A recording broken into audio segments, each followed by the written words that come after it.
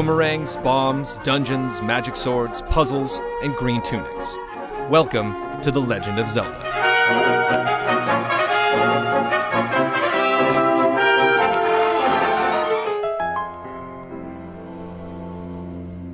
While the late 80s and early 90s were quite good to Link, the mid-90s were like Ganon's sacred realm for Zelda fans, empty and miserable.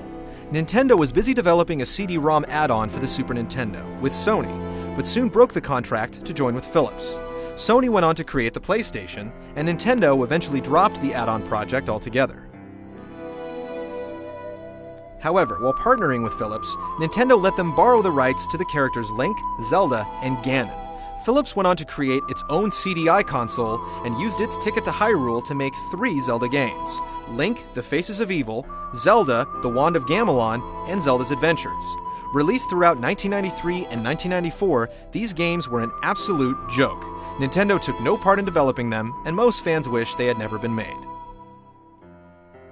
Time slowly crept by for Nintendo fans as they crossed their fingers for Link's true return. It was clear that the industry would have to move into 3D, and everyone's favorite franchise friends would be forced to go with it. This was exciting, but given the unpredictable nature of the Zelda franchise, no one knew what to expect.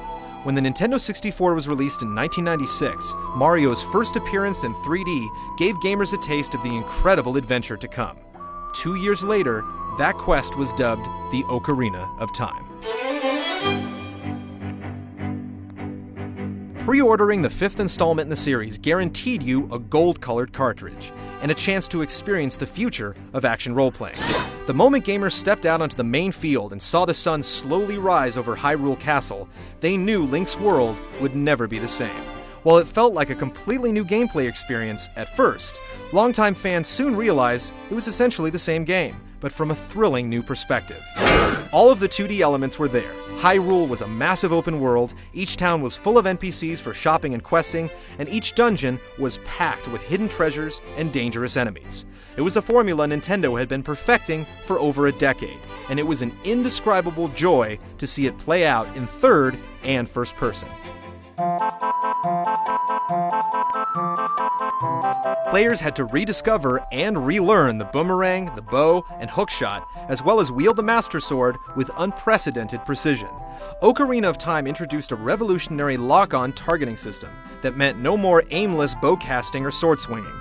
Your faithful fairy, Navi, guided you through this new mode of combat by telling you where to look and describing things once you selected them. This new way to play became essential when your adventure introduced you to shielded and sword-wielding enemies, as well as several larger-than-life bosses with hidden sweet spots.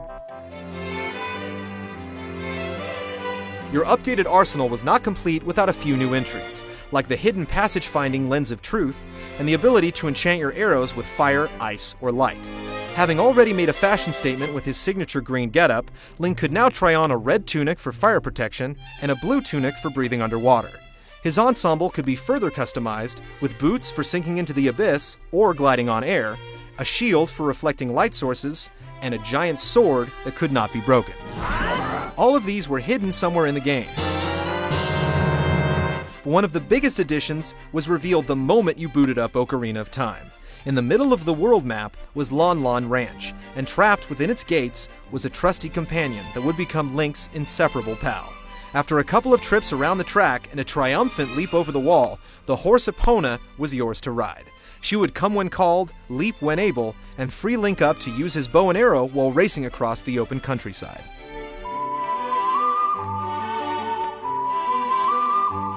The most significant enhancement, and one that was pivotal to the core of the storyline, was the ocarina itself. Legendary composer Koji Kondo returned to the Zelda series for the 4th time to score the N64 adventure, composing 10 unique themes that could be manually played by the players themselves. As Link encountered pivotal story characters, they passed down their knowledge in the form of a quick tune you could tap out using the yellow directional buttons. These infectious ditties served as the backbone for the game's brilliant musical score. While these tunes helped Link open doors, turn day into night, and even transport himself across the world map, uncovering the Master Sword led to the game's biggest surprise. After pulling the blade from its resting place, Link was trapped in a dimension that catapulted him right through puberty into adulthood. This plot shift changed everything from the weapons he could use, to the moves he could perform, to the places he could go. But no location he rediscovered in this apocalyptic future was the way he left it.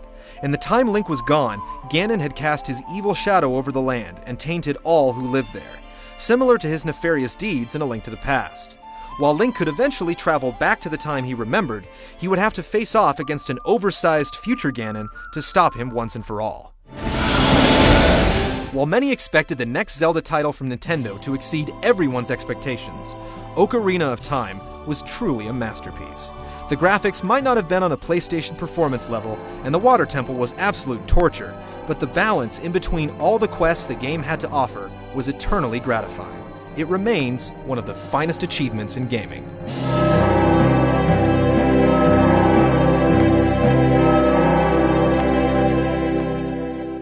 So how do you top that?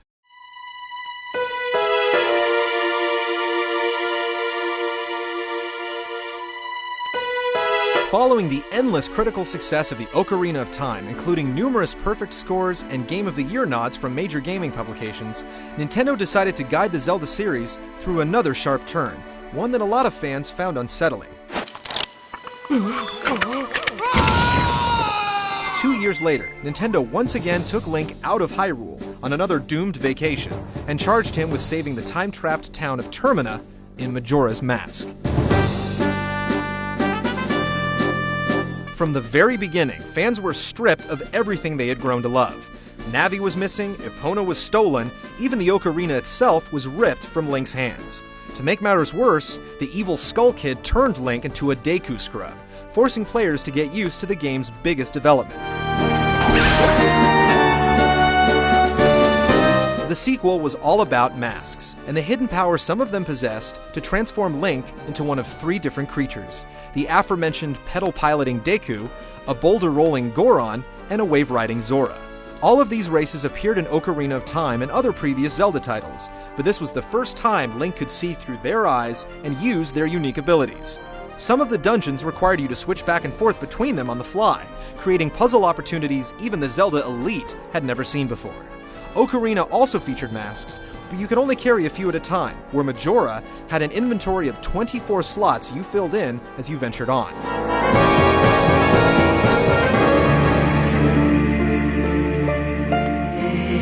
These transformations seem to replace Link's ability to become his older self, a detail some fans sorely missed. While there was no way for Link to travel into the future, he could eventually drop 3 days into the past again and again, a cycle that became Majora's unique method of storytelling. Playing by the clock meant you had a little extra pressure to complete your objectives, because if the cycle was left to finish, Clock Town and the world around it would be destroyed by the evil moon looming over the land. Those that were patient enough to relive the same 3 days over and over began to notice the subtle differences between Majora and Ocarina. While the Hyrule map in Ocarina was larger than the Termina map in Majora, Termina was much more detailed. NPCs weren't glued to the ground or aimlessly running around. They had a schedule, a purpose, and a story to tell if you dug deep enough.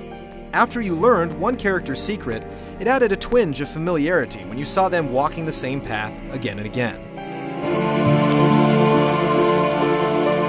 This also replaced the dimension-swapping gameplay that permeated the other Zelda titles. A Link to the Past and Ocarina of Time both featured dueling dimensions that you had to travel between several times. Termina was one big map and one huge world to save. You just had so many days to see it all. While Termina was not Hyrule by any means, it did share certain similarities.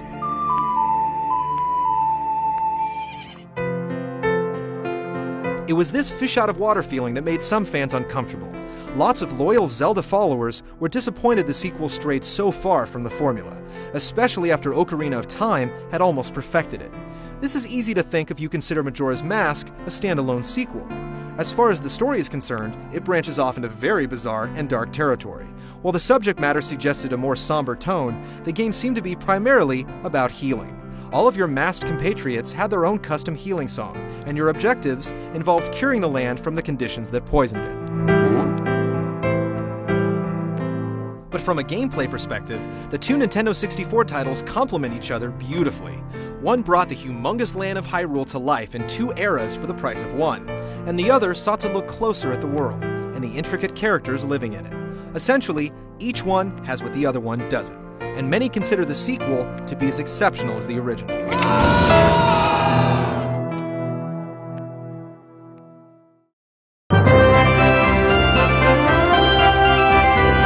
As we travel onward through our tour of Zelda's lineage, we come upon Nintendo's most financially successful console of all time, the Game Boy, which allowed Link to redefine how handheld RPGs were made, with his color adventure too big to fit into one cartridge, the Oracle of Seasons and Ages, and the GameCube and Game Boy Advance multiplayer crossover, Four Swords Adventures.